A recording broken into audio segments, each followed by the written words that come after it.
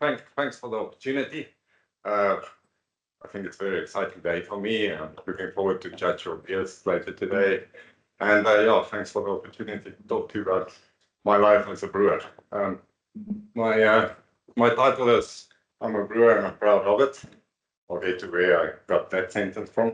But yeah, that's pretty much what I am, and that's my life. So I thought I'll just take you sort of how do I become a brewer. So first, my sort of personal info. Um, I was supposed to be a vet. All right. So I think like many of you, I left school having to go to varsity, not really knowing what I wanted to do. Okay. So I enrolled as a for BSc microbiology. Um, Never really saw myself as a microbiologist, but it was interesting to me. I enjoyed it, the biochemistry, the other subject. And then coming to my third year, I realized that, listen, I'm graduating at the end of the year. I probably need to start looking at getting a job and actually doing something. Um, and I realized that, yeah, for me personally, the microbiology thing won't really be an option. And I decided, you know, talking to some people, finding out that vet would probably be my career. I I enrolled to the plan was let me complete my degree and then move over to veterinary science. Uh, got accepted. I think I had to do zoology one or something just to get the credits so I could move into second year vet. So that was the plan, going through my third year. And then the last semester, um, they sort of for our students had guest lecturers. And some lecturers came in and part of the lecture they sort of spoke about their careers and what they do with their microbiology background. And there was a certain speaker, some of you might know him, he's one of the judges here, Andrew. Um, so Andrew Downs came one day, I think it was our yeast taxonomy class, and he spoke about being a brewer at Bavaria breweries back then. And after that talk, I walked out and I realized that this is for me. I want to be a brewer. So obviously I had to cancel the vet enrollment and went further, finished my degree, and that's sort of where I decided to become a brewer. Beer was always very important in my life. I always said that my wife needs to be as passionate about beer as I am. And yeah, met this girl, and on our very first date, the waiter came to ask for something to drink. She just called out she'd like a glass. And I thought, like, wow, that's amazing. The wine. So yeah, that's from where it took off. And then on our wedding day, I'm a beer drinker. So all the posts that, the whole thing about the parents and the wedding couple, blah, blah, blah. And that was done with beer. So instead of bottles of champagne, they were called glasses around, and we had a beer. Up until today, women usually talk about how beautiful the dress was and how beautiful day it was. All my mates saying how great it was to have beer on the reception. So yeah, so that was that. And yeah, overall, I've been 28 years in brewing. I've been in SAB for 25 years now. And to be honest with you, I really don't think I can do anything else. But that's what I want to do, and I'm fortunate enough to do that. Okay. All right. So let me sort of tell you my sort of highlights of my career path, where I end up where I am now. So I went further, after deciding that I'm a brewer. There was a project, honors project from SAB sponsored at Takis around yeast profiling. So I managed to get myself onto that project and did my honours degree, thinking that, yeah, that would be a good way of getting into the company. Struggled a bit to get into SAB, but eventually I got into National Southern Breweries. I think they know United Breweries now, so they moved. But yeah, so you might recognize some of the brands, they're on top. That's the Southern beer. So yeah, I got a job as a CEO or something like that. Was happy with it. I got a job and I got a foot into brewing. But I found myself sort of, in the morning, right, with all my routine analysis and things that I have to do so I can go to the brew house and play around there. All right. In these, I was there almost 3 years. But in these 3 years, the dream was always for me to be a lager brewer or a clear beer brewer. So I had one or two contacts that I made with my honors project at SAB, and I kept nagging these guys to, there was a, remember specifically, there was an Elroy brewing manager, Godfrey was his name, and I literally phoned Godfrey every month and sort of say, listen, is there an opportunity for me? Yeah, it was actually funny. Back in those days, there was no cell phones, so it was a sort of landline. And I'll phone Elroy Brewery and the secretary will pick up and say, good morning, brewing department or whatever. And I'll just say, good morning, can I speak to Godfrey? And she will say, hello, Gerhard, how are you? So that's how annoying I was just to get into SAB. And then one day Godfrey actually phoned me and he said, listen, are you mobile by any chance? Because SAB is planning to build a new brewery in Port Elizabeth, and they'll be looking for some new people. And if I'm willing to move down, you can organize something for me. All right, so there I go, moved to PE. I become a brew house operator. The first day I remember, obviously we were different shifts, so there's about 20 odd of us. And that first day they handed out for a gold shirt for each of us. On the gold shirt it said, I'm a brewer, I'm proud of it. And that stuck with me, my whole career. Still got the shirt. Yeah, it's an ugly shirt. It's not really nice looking, but the words is, it's quite close to my heart. So yeah, worked as an operator on shifts. Believe me, yeah, there's people always think shifts is bad, and but that's really the most fun because you're on the floor, you actually do the stuff, and the fun happens at 2 o'clock in the morning or on a Sunday evening, when there's nobody around, and all of a sudden a matchstum falls over or something funny happens, and you're the one guy who needs to fix that and get that done. So as far as the learning goes, I'd say if you ever have the opportunity to work shifts, please do, because wherever you end up, whether you're going to become the CEO of the company, that grounding is worth more than anything. Okay. So yeah, from a warehouse operator, I sort of moved, between different breweries. I worked, in Rossen Brewery, I worked at Elroy Brewery, and pretty much done all the brewing jobs that there is, from being an operator, different team leader, project brewer, technical brewer, brewing area manager, brewmaster, brewing manager, so sort of went through that. The exciting thing about my career is I never done a job for more than 2 or 3 years. I always moved around, not necessarily up every time, but parallel moves, same sort of level, but at different, whether it's a technical job or a management job or something like that, which makes it very interesting, so you never get too complacent or too bored in your job. Okay. I've also sort of had the opportunity to work in our learning and development department.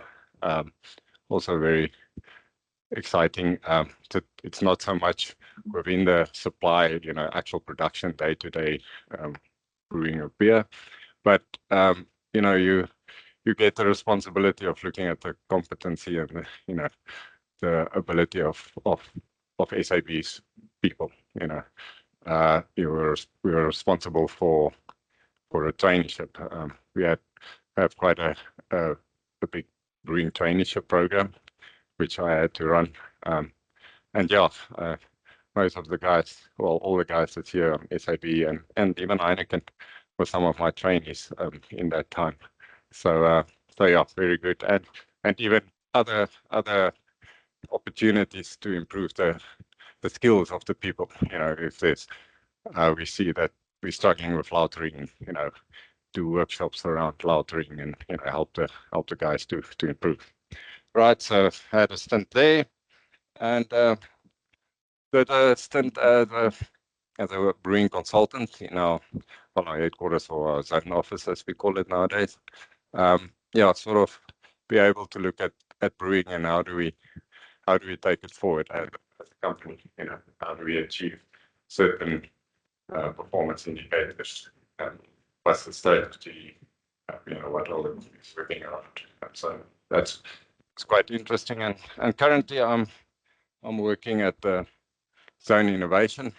So Zone Innovation, we kind of look at brewing a little bit from a different angle. So instead of doing the normal stuff, how do you change the process, or to get to be more efficient, or so instead of, you always had hops 30 minutes into boil and get a isomerization and the utilization at this percent. So what do you do to the hops before you add it? Do you boil it beforehand and then add it to the boil and things like that to, at the end of the day, be more efficient and have a better product. So very interesting and quite enjoying it. Okay, so that's just sort of the high level, what I've been doing.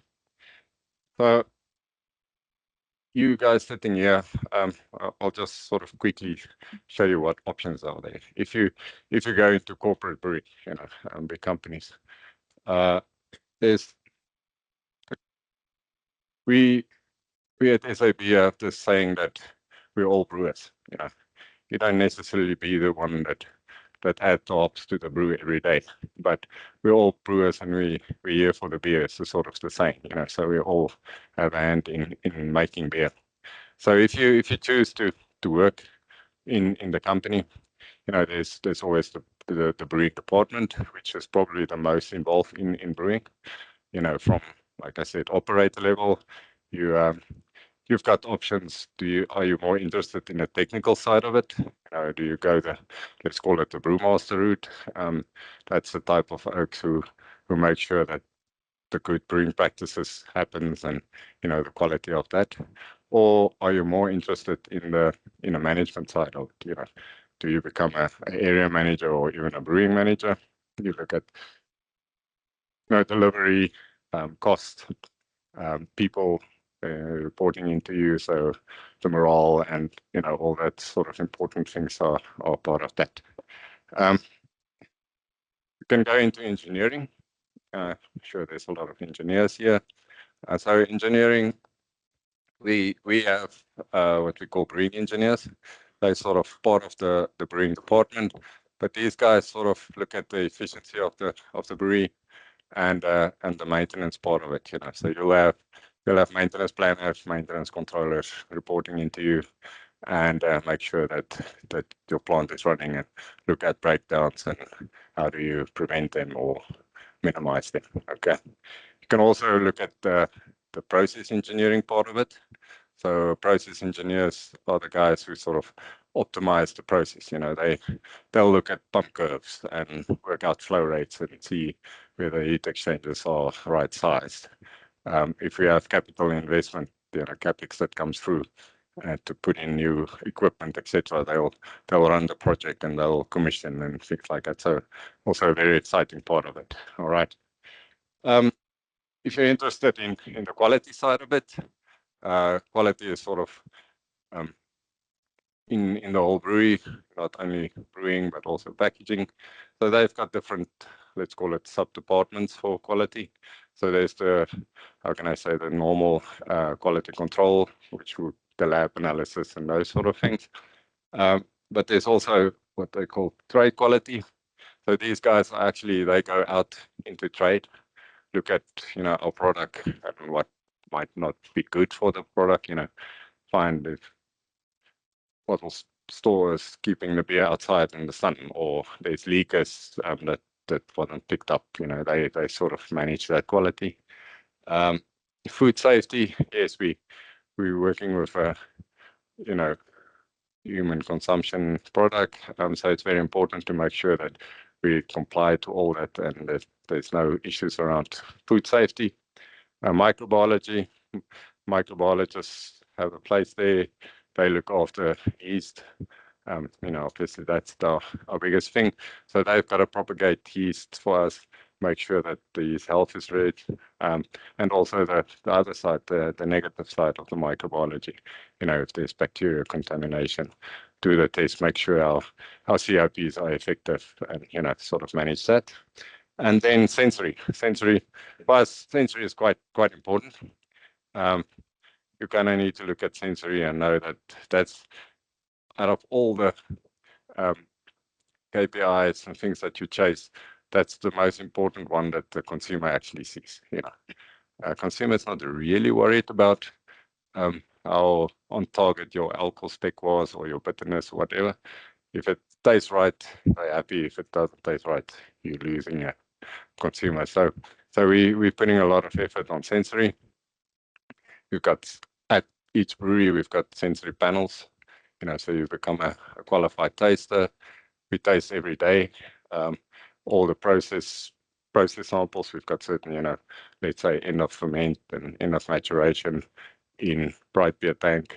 All these stages need to be tasted to make sure that we're aligned, and before we can release it from warehouse, every batch need to be tasted. So yeah, people think we just drink, but yeah, that's important for us. Okay, so that's QA, and then obviously utilities. If you're more into the the sort of engineering part of, or the physics part of, you need heat, steam, you need refrigeration, air. The whole plant runs on air, and you make a hell of a lot of CO2. So you've got to manage that at some stage. Now, it's sort of, if something goes wrong there, the whole brewery stands. If refrigeration or a air compressor trips, yeah, there goes the whole brewery. So very, very important job that they do. And then sort of the last thing that's also very important, but people don't really think about it, is co-products. If you think about it, the brewery produces tons and tons of spent grain every day. What do you do with it? And there's opportunity to actually make money out of that instead of just paying somebody to take it away. So that's sort of a whole business by itself. Same with yeast. You can't use all the yeast. At some stage you scrap or you have surplus. And there's people that actually look after that as well. Okay. So yeah, that's sort of just options if you go into. You don't necessarily need to be a brewery, and that's just supply, guys. If I think about, there's still what we call vertical operations. The guys who maltsters also come in the company, and they as passionate about the barley kernel as I am about a castle, that type of thing. So and all hops, and then there's marketing and sales, and so it's a whole world available if you go into corporate brewing. Just from me, what I said, things that I'll be forever grateful for working in the company, and you'll be able to tell your own story, but the sort of things that came from mine. Yeah, so I was, coming into the company, I got to get qualified as a brewer. Yeah, IBD exams. Got all the diplomas and the master brewer diploma, which was sponsored by the company, and they sent you on courses to prepare you for that. So a very good learning curve. I was also fortunate enough to go to Nottingham University in the UK to do my master's degree in brewing science. Yeah, it's to think about it, I was sent overseas twice a year for a month to do residentials, and ended up having a master's degree in brewing. Yeah, I'm very grateful for it. It's very nice. Yeah, I got to work on greenfields and brownfields. Greenfields we call is if you start building a brewery from scratch, the whole greenfield brewery. Obviously nowadays it's not every brewer who gets that chance because they are mostly breweries that are mostly built already. And then brownfields is when you sort of add something to existing brewery, build a extra brew house or bring in new ferment vessels or things like that. And then it's fun, guys. You get to see this place developing. You get to commission it, and things go wrong. You run around. You work 40 hours because you don't want to go home because it's too exciting. You're scared you're missing something. So yeah, I had opportunities, not only in South Africa, but also some of the Africa breweries to do expansions. I got to launch my own brand. This was probably, I don't know if you probably won't recognize it, Hansa Mars and Gold.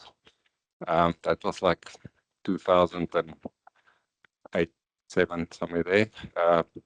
Yeah, back in the day, SAB used to brew Amstel lager under license for Heineken. That was before Heineken came into South Africa and produced it themselves. And it was a big brand. It still is, and it's a good brand. Back then, it was sort of, I think it was like 9% of our volume from SAB. And one fun day, we just got the message that, listen, we're not allowed to brew or sell Amstel anymore. Probably some decisions upstairs that were made that, we just, it was sort of a sad week for me. I think I personally drained about 20,000 hectoliters down the drain of Amstel.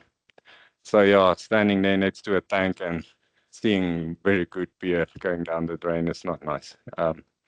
Yeah, so we had to stop Amstel and obviously realize that, listen, 9% of our volume, there's going to be a gap, and the consumers, where are they going to go to? Because at that point in time, I think from Heineken's problem or the fault, the mistake that they made is they didn't think about what's the contingency plan around it. There'll be a gap where there will not be Amstel available. So yeah, I mean, this is big picture stuff that happens. I'm just a brewer at the plant, and then one day, our chief brewer phoned me and said, "Listen, can you play around and do a trial?" He sort of gave me a framework, more or less what you guys learned yesterday from beer school.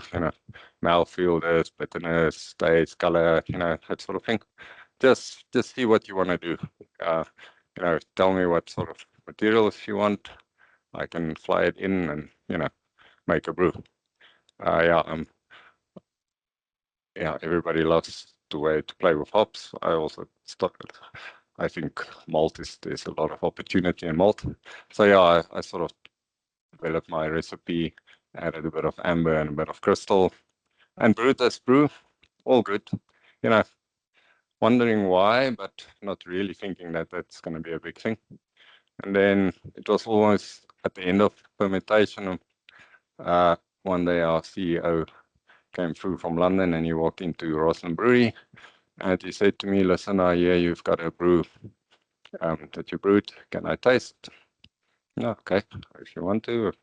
Went and fetched a sample out of the tank, gave it to him, he tasted it and said, "Okay, can you brew in a month's time 30,000 hectoliters. I'm like, yeah, oh, it's possible. And I said, okay, we're launching this brand next month. Start brewing. Okay. Yeah, like I said, yeah, it's probably the right time, right place. But yeah, so I was sort of as exciting as it was a bit scared. Okay. You think about it, then the official, press releases, we're launching a new brand, etc. And I'm brewing beer that, in effect, I haven't even tasted the end product of it. So yeah, I remember that month. It's like, I think I was never later than 4 o'clock in the morning at the breweries, tasting all my tanks and checking the temperatures and just, please, just be right. I got, yeah, we managed to, you know, obviously there's other experts that work at the bottle and the label and all those sort of things. And yeah, there was this fancy gala event that we launched on some Modern Gold in Kailami. And yeah, luckily I was invited.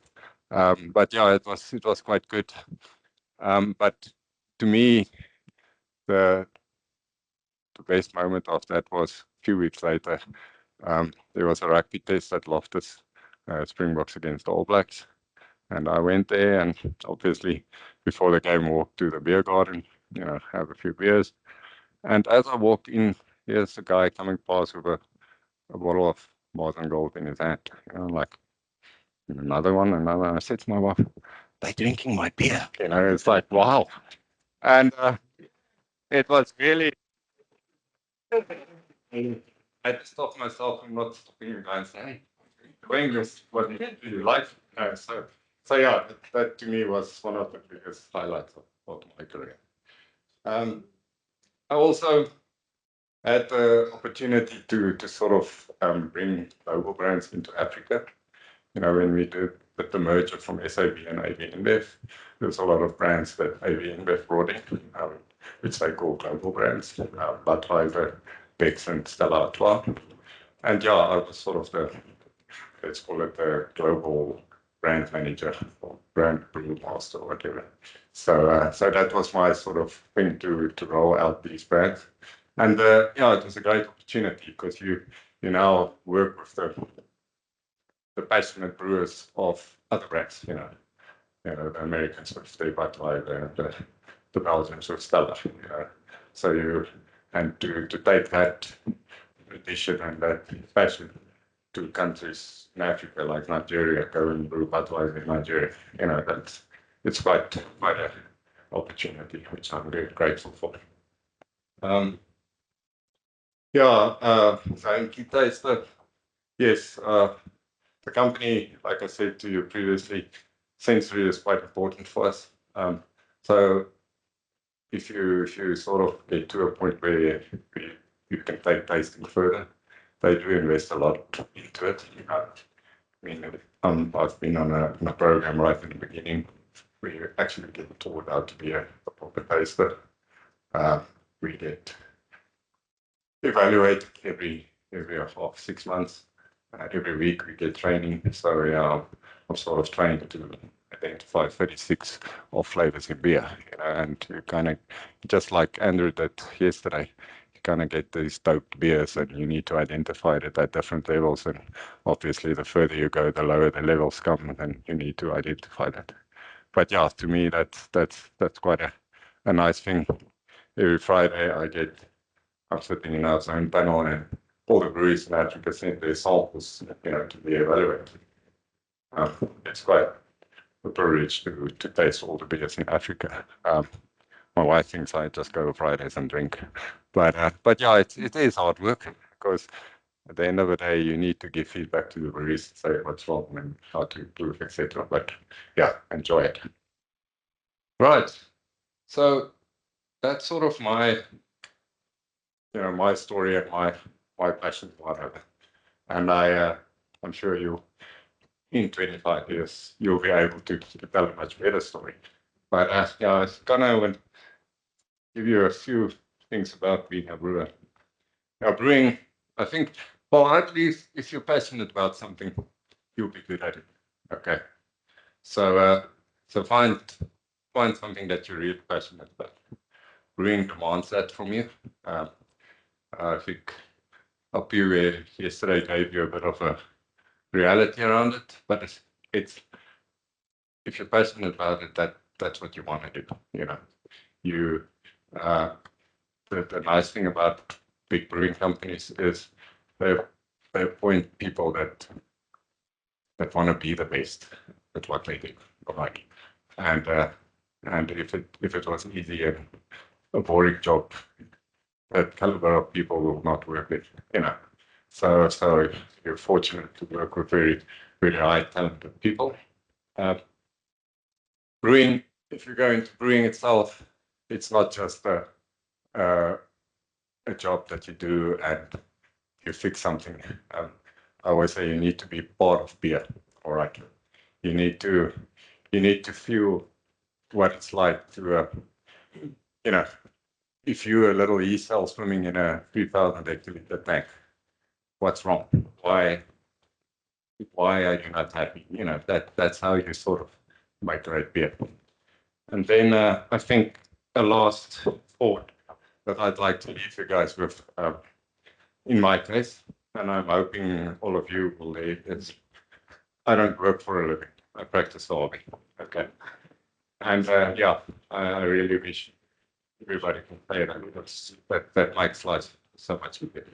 Okay. Thank you for your time. I know.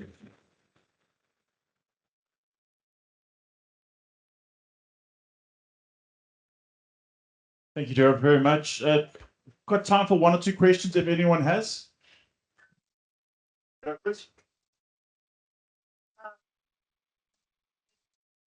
Something about the sensory part of beer brewing or beer.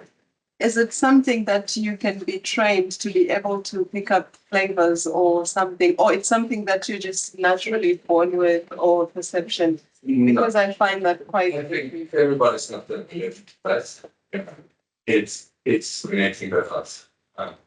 I think Andrew sort of mentioned that it's something that needs to be triggered for you to pick up that.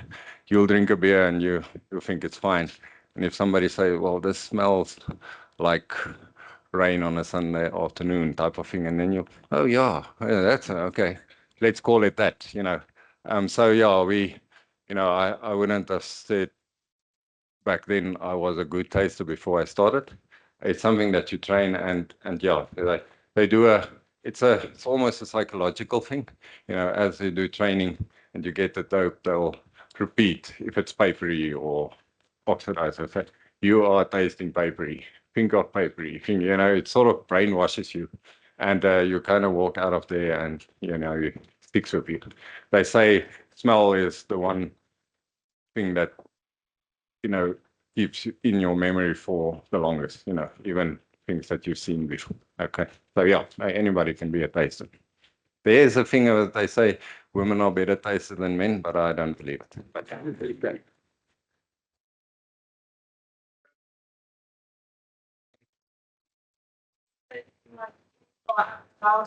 With recipes and like introducing interesting flavors and stuff like that. So where obviously I know I have to learn like farm yes and stuff like that. But where would that kind of fit these aspects that you spoke? Okay, yeah, so yes, obviously you've got main brands that you're not going to change castle to taste a bit different, etc. But yeah, there's a lot of there is some innovation. The sort of department where I'm working currently, we do brand innovations on it. At this point in time, yeah, we've done an innovation on Budweiser in Nigeria. So had a new brand and changed the toppings around it, so it tastes a bit different. But the at this point in time, the main focus is mainly on Beyond Beer. You'll know that typical your fruit alcoholic beverages. There's always a new brand. The consumer of those is not very a loyal drinker to it. They'll go out and see a new thing and let's try that, and then that's their favorite brand for the next 6 months. But after that, they want something new. Where your your castle drinker sort of stick to Castle or Heineken or whatever, they won't really change. So yes, there is opportunities for innovations, more on beyond beer than actual beer, but it does happen. So yeah, we've got a whole innovation center around that. Okay. Yes. Final question. So my question is a more technical question. So the question is about using the yeast. How would you go about getting the cultures again to reuse the yeast? And how does it affect what you brew next? So yeah, we obviously got yeast, let's call it yeast handling practices, that we look at yeast. We sort of got a general rule of thumb that how many generations we can use, generations meaning one fermentation to another one, so we sort of put a limit on it just to try and minimize the risk of, deviations coming through the yeast. We through fermentations, we obviously look at the performances of it, So there's a lot of, we look at the viabilities of that yeast. We look if by somehow there was a microcontamination on that yeast, then obviously those yeast you scrap, And then, how long was it on the beer? If you took it off, was it turnaround into next beer? We've got temperatures and time allocations for it. So if it fails one of those criteria, that, listen, you're actually looking for trouble to go and pitch it into a new brand, or a new beer. Now, we also got some brands that we prefer from this. The yeast from this brand must go into either one of these brands, and it's mainly driven by, what's the sugar spectrum or the, so you won't. Oh, simple thing is you won't use yeast from a milk stout into the black label, because you'll have all that color coming through from the milk stout yeast, and then your color spec will be out. Just the physical part of it. But yeast that did a high glucose fermentation probably gets more stress than a yeast that did a maltose type of fermentation. So you'll sort of look at those criteria to decide, do you use it or do you scrap it?